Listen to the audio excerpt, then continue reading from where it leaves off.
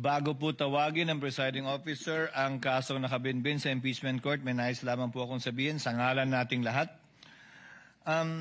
Magkakaiba man ang ating pananaw at bagaman magkakatunggali ang magkabilang panig dito sa impeachment court, may mga bagay-bagay na dapat pinagkakasunduan at pinagkakaisahan natin.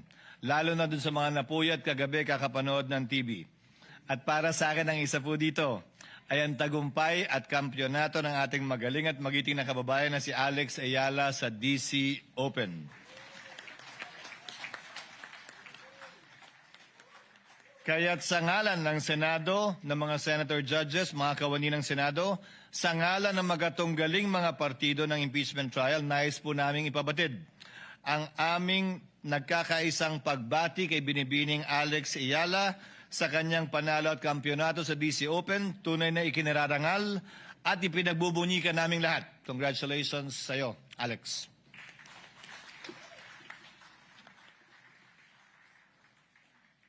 Kaya pag may inaantok po na Senator Judge, malamang nanood kagabi.